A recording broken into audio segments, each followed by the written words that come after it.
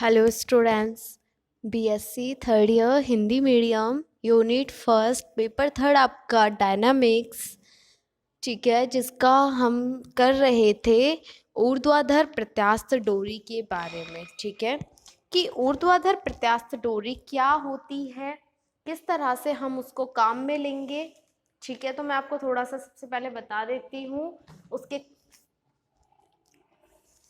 हमारे पास A B कोई डोरी है जिसकी जो स्वाभाविक लंबाई है वो है एल। ठीक है, सेकंड में मैंने क्या किया, जो ये इसका दूसरा पॉइंट है इस पे मैंने एम द्रव्यमान का कोई पिंड लटकाया, और लटकाने से क्या होगी, डोरी खींचेगी और डोरी खींचकर कहाँ पहुंच जाती है, बिंदु बी से ओ पर पहुंच जाती है। ठीक है, ए से बी और ओ से बी तक जो उसकी हमने लंबाई मानी है वो हमने माना उसकी लंबाई कितनी है, बी। ए से बी तक की लंबाई है एल। ठीक है, ए से बी की लंबाई कितनी है, एल। बी से ओ पॉइंट की जो दूरी है वो है बी। ठीक है, और ओ से मैंने उस डोरी को बिंदु सी तक खींचा, उस डोरी को मैंने बिंदु ओ से सी तक खींचा और मैंने उसको छोड़ दिया, तो वो ऊपर की ओर गति करेगी। और टी समय में जब मैंने देखा तो वो कहाँ पर पहुंच गई, डोरी पी बिंदु पर। ठीक है, ओ से जो पी की दूरी है वो हमने मान ली एक्स दूरी है। तो मैंने आपको लास्ट क्लास में इसका हाफ पार्ट कंप्लीट करवा दिया था। ठीक है, और जो हमारा जहां तक हमने प्रूफ किया था वो पार्ट था हमारा d2x by dt square equal to minus g upon b x. ठीक है, जो भी ये समीकरण नंबर है आपका उसको समीकरण दे देना, शायद ये समीकरण 3 था। ठीक है, हम जानते हैं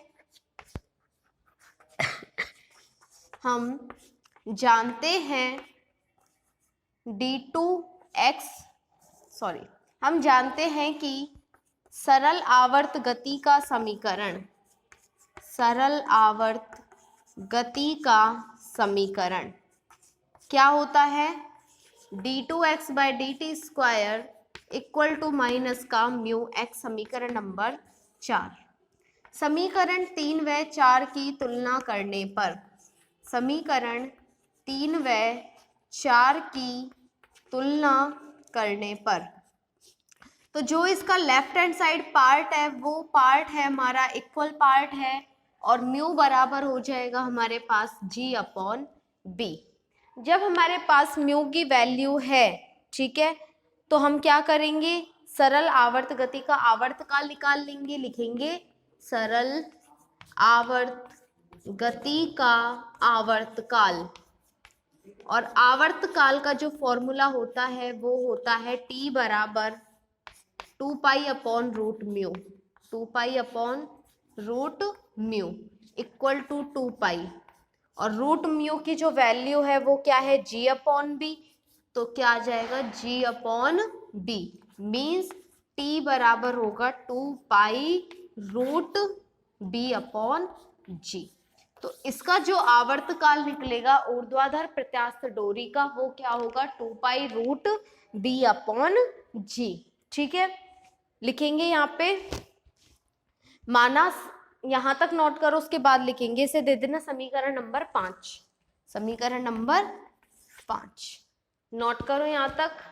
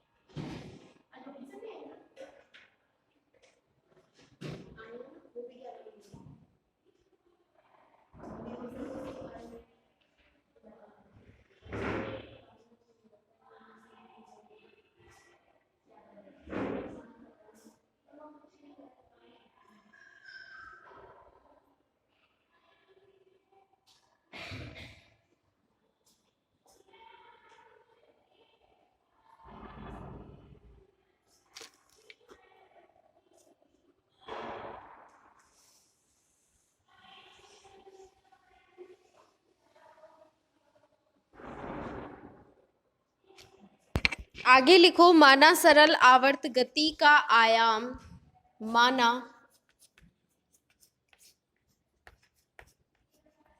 सरल आवर्त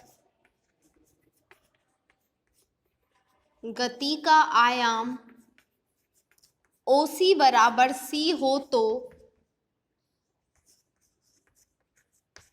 OC बराबर C हो तो अब हमारे पास दो स्थितियां बनेंगी। तो हम स्थिति फर्स्ट के बारे में बात करते हैं सबसे पहले। तो पहली स्थिति है, यदि इस O पॉइंट से C पॉइंट तक और इस O पॉइंट से B पॉइंट तक, ठीक है, लिखो इसमें, यदि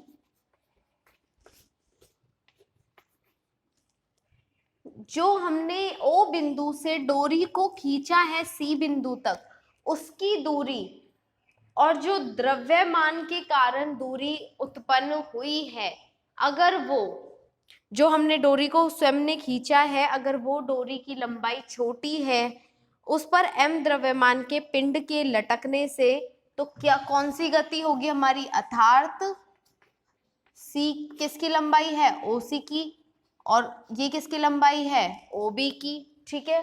तो कणीय पिंड सरल आवर्त गति करेगा, सरल आवर्त गति करेगा, ठीक है। स्थिति सेकंड,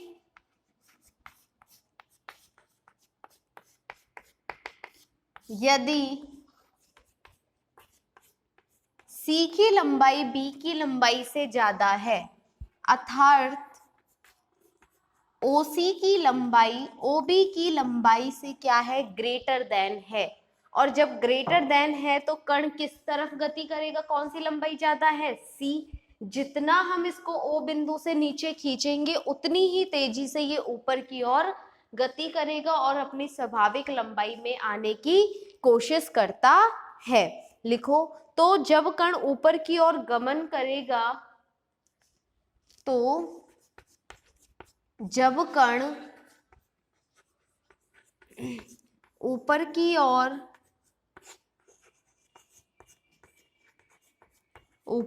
ओर गति करेगा, तभी जब कण ऊपर की ओर गति करेगा तब B के ऊपर जाएगा, तभी बिंदु B के ऊपर जाएगा। अगर इस C की लंबाई B से ज्यादा है, तो हमने इस बिंदु को O बिंदु से खींचा, और कितना खींचा कि उसकी लंबाई इस B से ज्यादा हो। जितनी इसकी लंबाई ज्यादा होगी, ये कहाँ गति करेगा, B बिंदु के ऊपर की ओर गति करेगा, ठीक है। आगे लिखेंगे इसमें, तथा डोरी ढीली हो जाएगी, तथा डोरी ढीली हो जाएगी, वह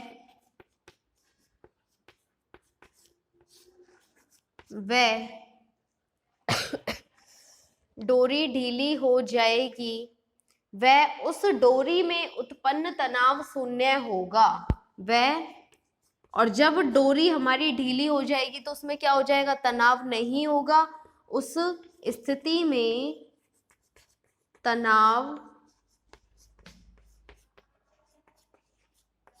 शून्य होगा, उस स्थिति में तनाव क्या होगा, शून्य होगा। अतः स्थिति में कण गुरुत्वाकर्षण के अधीन गतिमान होगा। जब उसमें तनाव ही नहीं लग रहा है, तो उस स्थिति में क्या होगा, जो कण गति करेगा, जो पिंड है वो गति करेगा, वो कौन से बल के अधीन गति करेगा, गुरुत्वाकर्षण के अधीन गतिमान होगा। उस स्थिति में उस स्थिति में कण गुरुत्वाकर्षण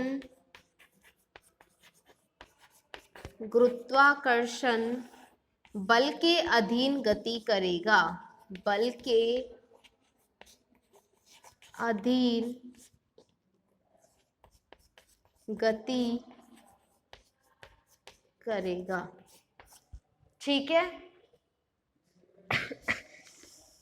तो यहां से हमने देखा कि जो ये सी की लंबाई और बी की लंबाई में जो चेंज है वो दोनों कंडीशन अलग अलग होने पर जो उनका सेंस है वो भी क्या होगा, अलग अलग होगा।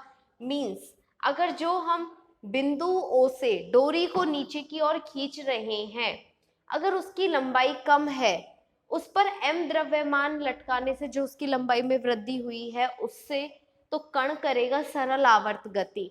अगर उसकी लंबाई ज्यादा है तो कण ऊपर की ओर गति करेगा, डोरी ढीली हो जाएगी, और जब डोरी ढीली होगी तो तनाव जीरो होगा, और तनाव जीरो होने पर जो कण गति करेगा वो गुरुत्वाकर्षण बल के अधीन गति करेगा। ठीक है, नोट करो, फिर आगे को सॉल्व करेंगे इसे, और इस स्थिति में देखेंगे कि सरल आवर्त गति क्यों नहीं होती है। ठीक है,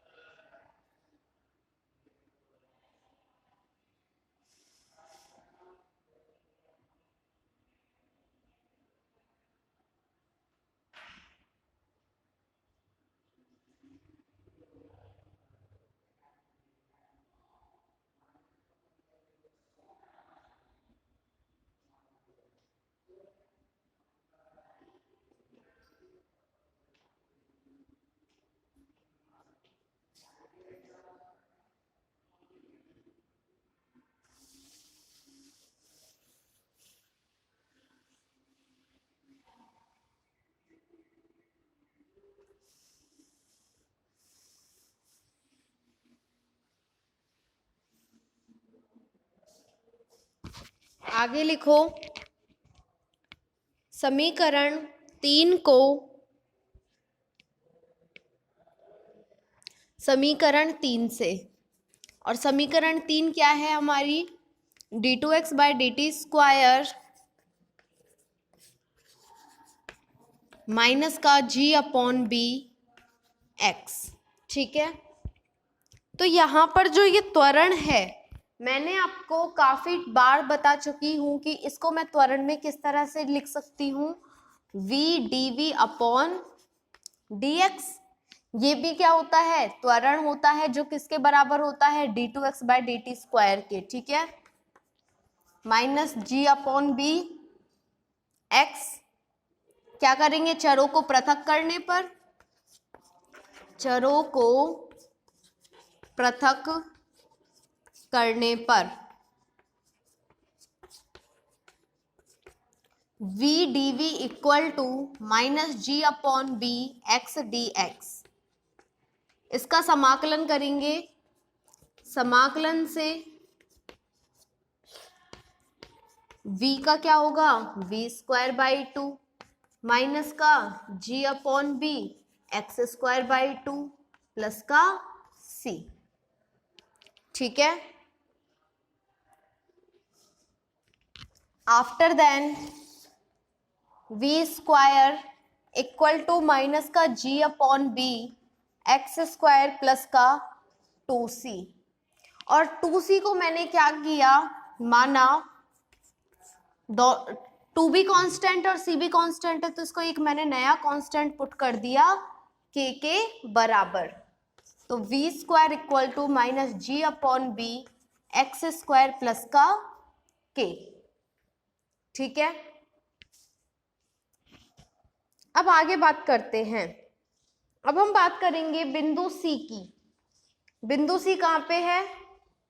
सबसे नीचे लिखो बिंदु सी पर जो ये दूरी होगी x, वो अब किसके बराबर होगी? इस c के बराबर होगी। क्यों? क्योंकि हम c पॉइंट की बात कर रहे हैं और इसकी दूरी कहाँ से देखेंगे? जिस बिंदु पर हमारी डोरी का दूसरा सिरा है बिंदु O से। ठीक है, बिंदु C पर x बराबर किसके इक्वल हो जाएगा? c के इक्वल हो जाएगा। और बिंदु C पर क्या होगा? गति उसकी कितनी हो जाएगी? 0। जब गति 0 है तो वेग भी क्या होता है उस बिंदु पर? 0। बिंदु C पर नीचे की ओर क्या हो जाएगा? 0, क्योंकि हम यहाँ से कण को अभी गति नहीं करवा रहे हैं। तो ये दोनों इक्वेशन 3 हो गई, 4 हो गई, 5। समीकरण 5 में मानों को रखने पर, समीकरण 5 में मानों को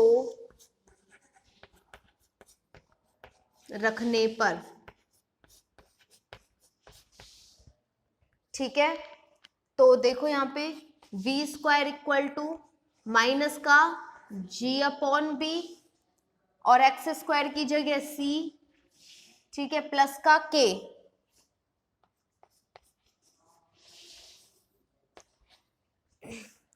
इसको सॉल्व करेंगे हम तो k बराबर वैल्यू क्या आ जाएगी? g upon b c. ठीक है, लिखो आगे। k का मान समीकरण 5 में रखने पर, k का मान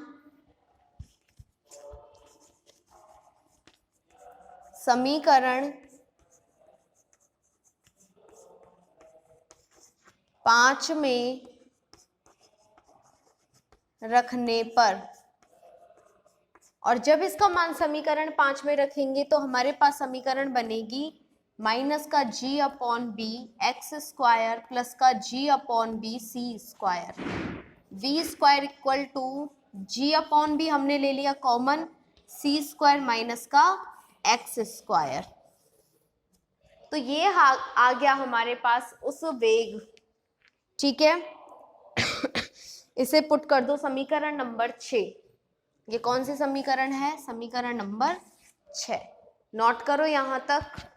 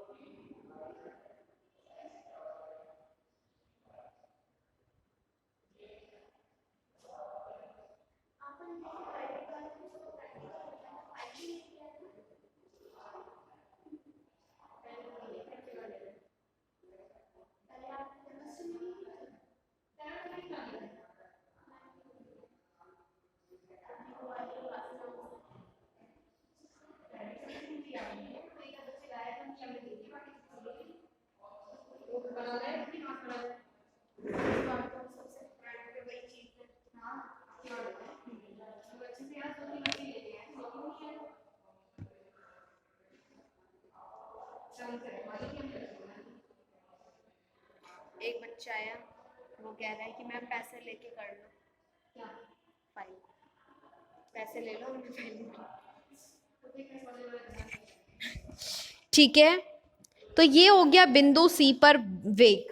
अब हम बिंदु बी पर देखेंगे कि उस वेग में कितना परिवर्तन होगा और किस तरह से परिवर्तन होता है। तो लिखो आगे।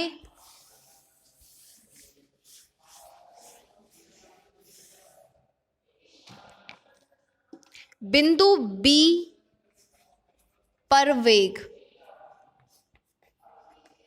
अब जो उसकी दूरी है वेग की वो कितनी हो जाएगी? बी बिंदु पर हम दूरी देख रहे हैं तो बी से उस ओ बिंदु तक की दूरी कितनी है? बी। तो x का मान क्या हो जाएगा?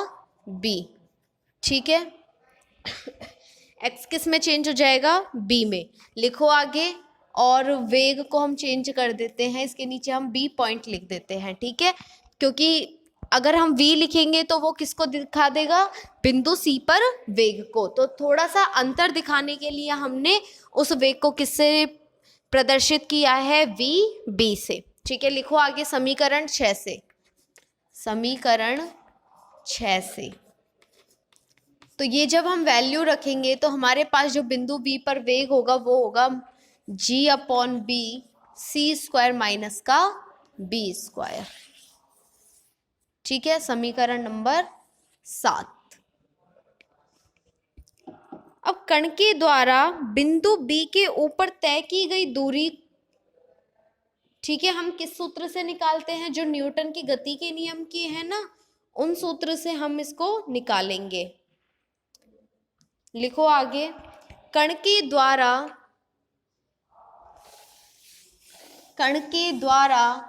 बिंदु B के ऊपर, कण के द्वारा बिंदु B के ऊपर तय की गई दूरी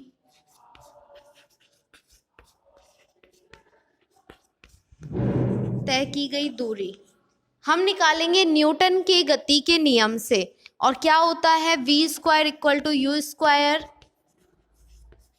ठीक है। जहां बिंदु B पर तो जो वेग है वो कितना है, vb, c पर वेग है v, लेकिन जब हम इसके ऊपर देखेंगे तो वो वेग कितना हो जाएगा, 0 के बराबर हो जाएगा। क्यों, क्योंकि जब कण ऊपर की ओर गति करेगा तो कोई और बिंदु नहीं मिलेगा, ठीक है, मीन्स उसका अंतिम वेग हो गया 0, ठीक है। तो यहां से हम इसको कैलकुलेट करेंगे,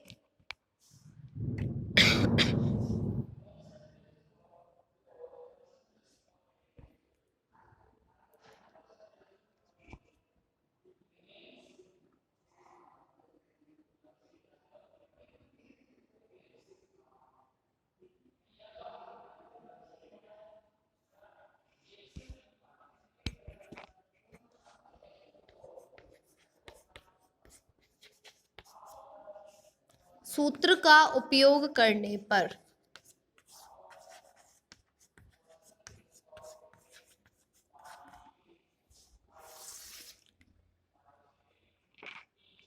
ठीक है। तो यहां से जो हमारे पास वेग होगा vb स्क्वायर, जो उसमें हम चेंज करेंगे, ठीक है, उस चेंज को देखते हैं।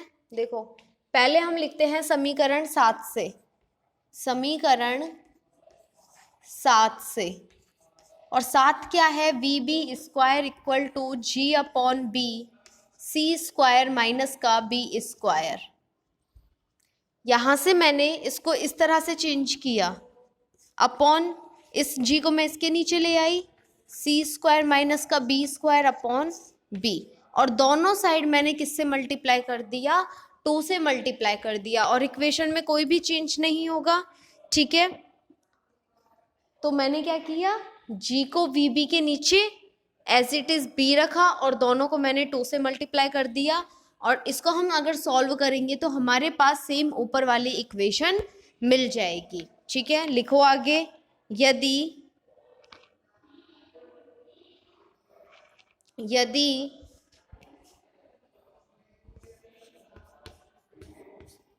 c square minus b square upon 2b,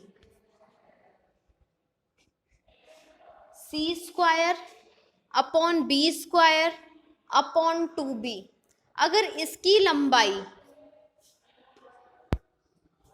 a से b तक की स्वाभाविक लंबाई है l, अगर ये इतनी ही दूरी के बराबर करेगी तो l प्लस l कितना हो जाएगा, 2l। ये कंडीशन हम यहाँ पर मानेंगे, यदि c square minus b square upon 2b की जो लंबाई है वो 2l के इक्वल या उससे लेस देन हो, तो हमारे पास क्या इक्वेशन होगी, c स्क्वायर माइनस का b स्क्वायर 4bl, ठीक है।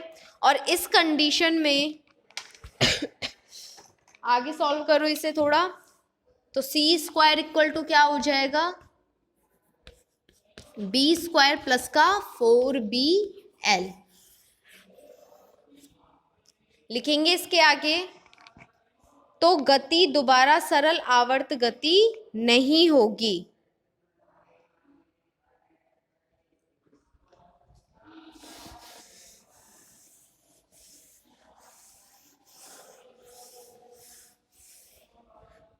नोट करो यहां तक।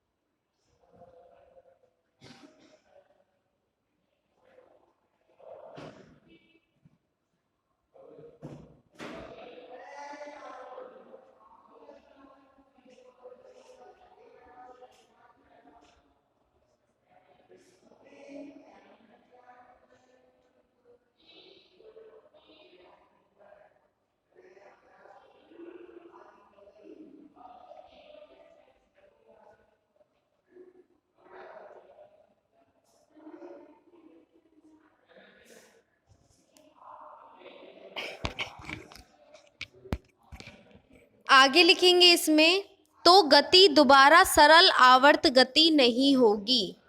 तो गति दोबारा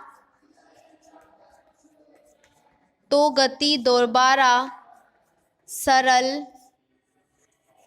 आवर्त गति नहीं होगी।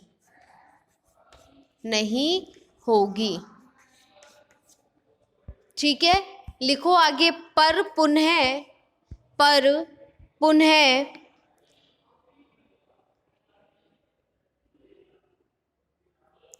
सरल आवर्त गति हो जाती है। मतलब अल्टरनेट में चलती रहेगी। अगर सरल आवर्त गति होगी तो दूसरी बार नहीं होगी, फिर सरल आवर्त गति हो जाएगी, फिर दोबारा सरल आवर्त गति नहीं होगी। तथा पुनः सरल आवर्त गति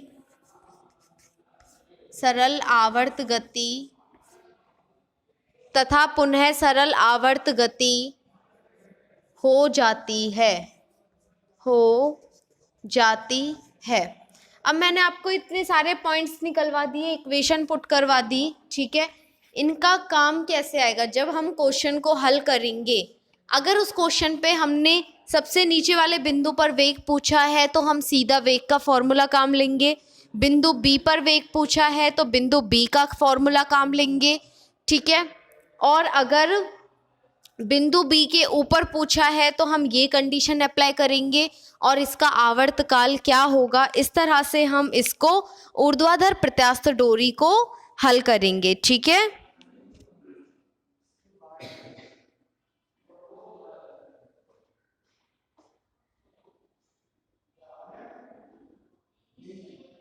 तो यहाँ तक इसे नोट करो।